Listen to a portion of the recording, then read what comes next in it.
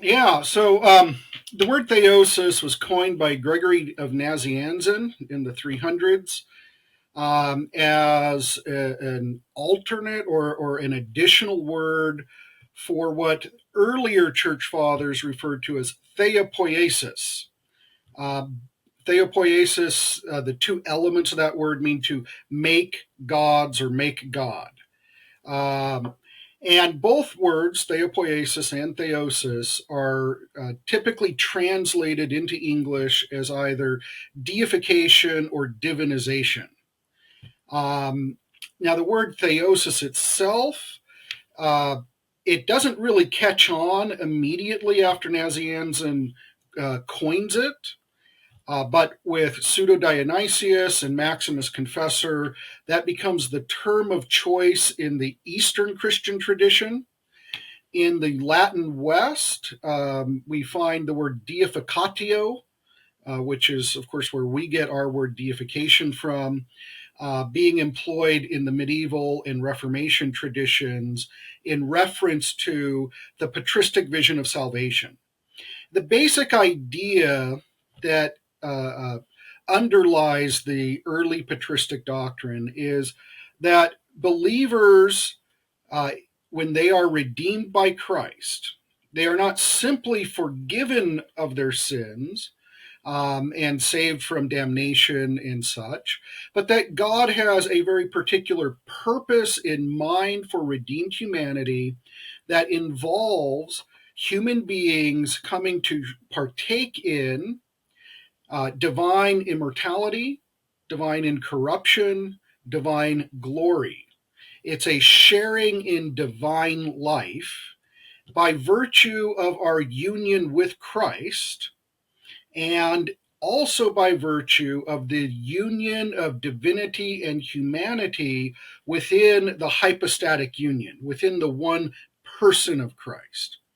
So the idea as it develops in patristic theology is that um, given the kind of salvation the fathers found as they read the New Testament being depicted for our future, they said, well, what must be true of Jesus, our Redeemer, if this is the kind of salvation he gives to us?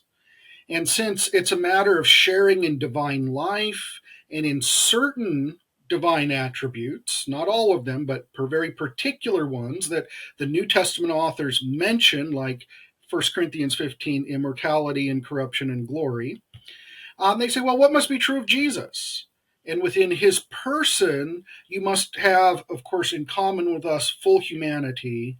But if he is the one who deifies, who communicates this divine life to us, then he must also be divine. There must be a union of divinity and humanity within his person so that his human nature receives certain kinds of divine attributes that are then communicated to all who are united to Christ in this new redeemed humanity. So, so the idea being there that we participate in certain of God's attributes in virtue of the mediation of Jesus Christ. Yes. Okay. And in sharing or participating in those divine attributes, it is not unjustified or unwarranted to call that a form of theosis or deification, becoming. Yeah. So when you look at ancient Greek, the language the church fathers are primarily working with, who first formulate this idea, in ancient Greek, the word for God is theos. Right. The plural is theoi.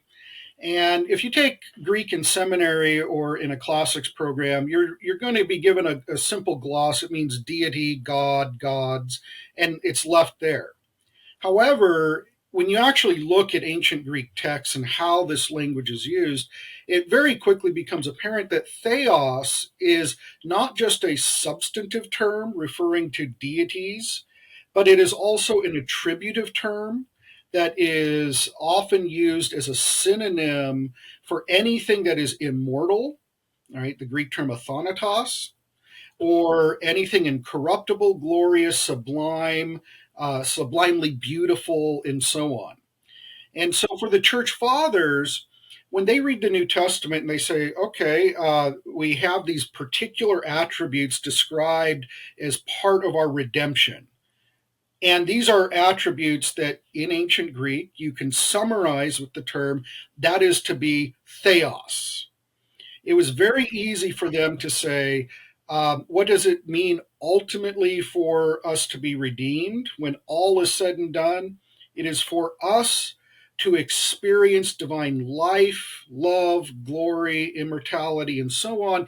That is for us to be made theos in that attributive sense of the word.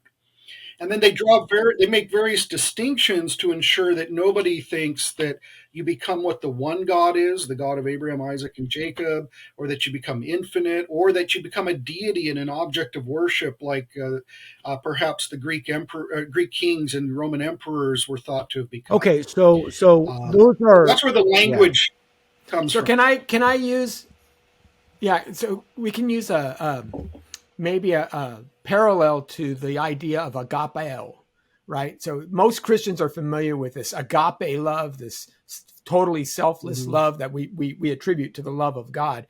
But the word agapeo, that word for love, isn't exclusively God love. It's used in many other contexts as a Sure. wholly selfish kind of love.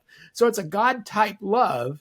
And when we express that agapeo to our brothers and sisters, we are doing what God would have us do if he were in our place. And so that's one kind of subset of this idea of deification, that we are sharing, kind of expressing God's actions as he would do, that are contrary to, say, a fallen man, but Right.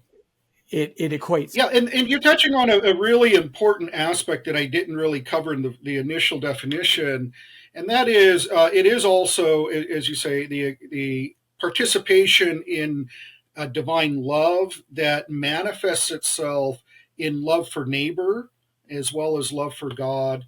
And so we have early Christians like the Epistle of Diognetus who will use the language of being gods to our neighbors when we love them as we love ourselves, when we express mercy and are self giving on their behalf.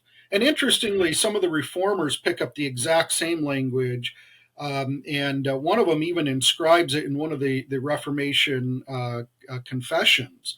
Martin Butzer, in the Tetrapolitan Confession, one of the early Reformed confessions in 1530, talked about this philanthropy, this love of humanity by which we are imitating God, right? We are displaying the image and likeness of Christ, and he says when we do this, we are gods to our neighbors, and obviously doesn't mean deities, but means individuals who imitate what God does in how we interact with others.